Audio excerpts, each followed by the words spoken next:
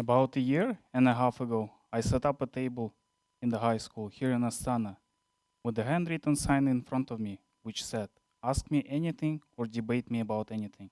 That was the whole experiment. On day one, almost nothing happened.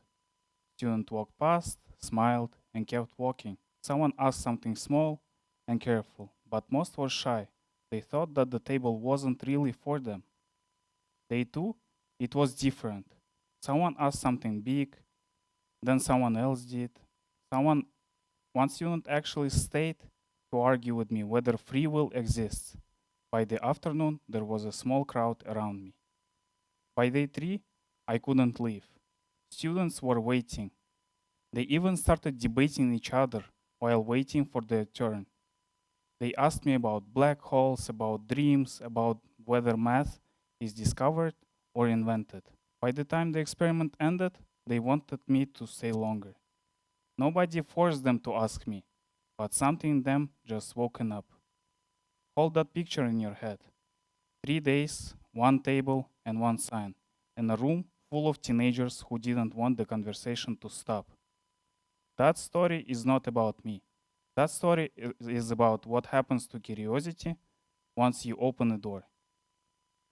I want to tell you something a little embarrassing. Long time before Alisher and I started seriously thinking about science, we believed in things that weren't true. I believed in ghosts. We thought maybe giants built the pyramids. We had ideas around health and body, how the energy works, and those were not true. But here's the honest part: we weren't stupid. We were curious people, we wanted to understand, but nobody had ever told us how to simply look at a claim and simply ask, wait, how would I even know if this is actually true? Then something has changed, slowly at first and then all at once. It started one night when Alisher came back from University of Toronto, excitedly talking about astrophysics, even though he studied math. And I wasn't studying science.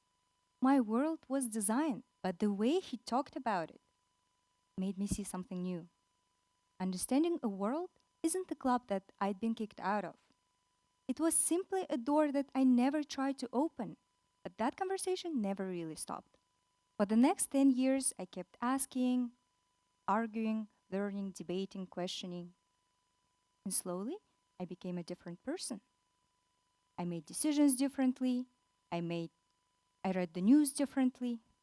And then I I just simply knew how to ask better questions in the world. I didn't become a scientist. Yeah, and Marzhana's change is the reason any of this is happening. Because when you see someone you love wake up into a new way of seeing the world, that's a very specific feeling. What changed her wasn't intelligence, it wasn't a degree, it wasn't an effort. It was one thing that someone, me, took the time to make ideas feel reachable. And here's the thing I want you to live with today: that curiosity isn't a personality trait, it's a muscle.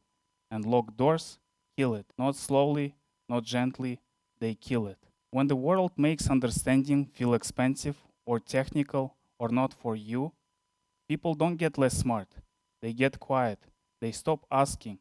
And after a while, they start to believe a lie that they were never curious in the first place. But that's not what we see. Not in the students in the high school, not in Marzhana, not in our work at Ratio. What we see is the opposite, that once you open a door for curiosity, curiosity walks through it and walks fast. And once you start looking around, you see locked doors everywhere. Every day we wake up and break into a world where it was built around other people who broke up, who launched something, who went viral, who got cancelled. We know strangers' routines. We know influencers' moods. We know the internet drama in real time. But the things that actually shape our lives, the science behind our health, the research behind the headlines, the AI rewriting our future, most of us know almost nothing about it. And not because we don't care, because nobody built us a door. People tend to go where things feel reachable, where if The building is like a locked building with the guards in front of it. They will go somewhere else, somewhere where they feel more warm, somewhere where they feel more allowed in. And that's not a flaw in us, it's just being a human. So the question here is not about why people don't care about science, it's about who is building walls and who is building doors. And for most of history, the answer is that we were building walls. Science got buried under jargon, locked behind paywalls, wrapped in places that quietly tell people, you were never meant to be here. And after a while, something painful happens. People think that they were never curious in the first place. But it's not, I promise you. And I know that because I saw those changes happen with my own eyes. Those students in the high school didn't get smart by day 3.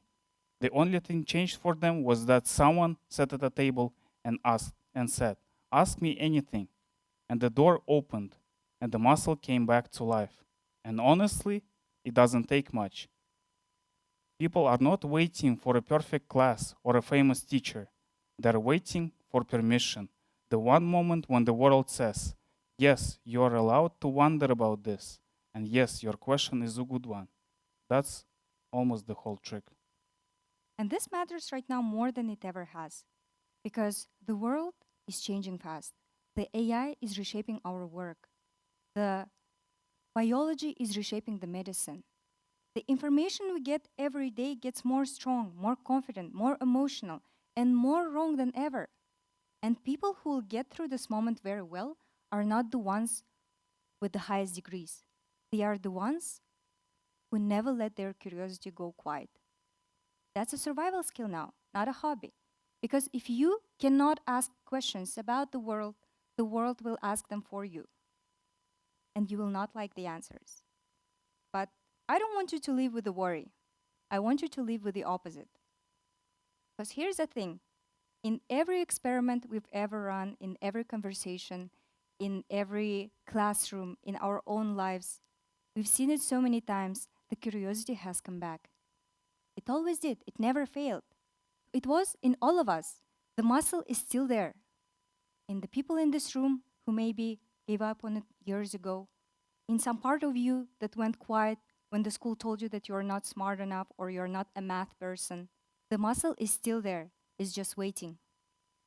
And today we want for you to try something yourself. Not a product, not an app, not even a follow request.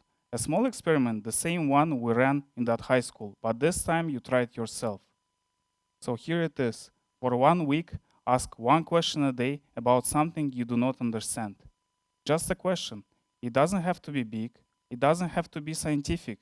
It can be anything like why the sky is blue, or how do I know how my phone actually knows where I am, or why do I get sleepy after lunch. Just one question. Is that easy? That's the whole experiment. And here's what we think that will happen with you if you actually try it, because we've seen it so many times. On day 1, you will start feeling yourself a little bit silly. On day 3, you will start noticing questions appearing on their own while taking a shower, on a walk, grabbing a coffee. On day 7, something will shift, but not in your knowledge, with your relationship with the world. You will start feeling more awake, like a curious kid you used to be. That means the muscle is coming back. And this is what we meant when we said curiosity doesn't die. So the muscle is still there in all of us. And the world is getting more complex. That part is not going to change. But complexity is not the enemy of the curiosity. But the locked doors are. But those locked doors are something that we can fix. One door at a time, one question at a time, one table at a time. Ask the question, open the door. The muscle is still there. We promise Promise you. you.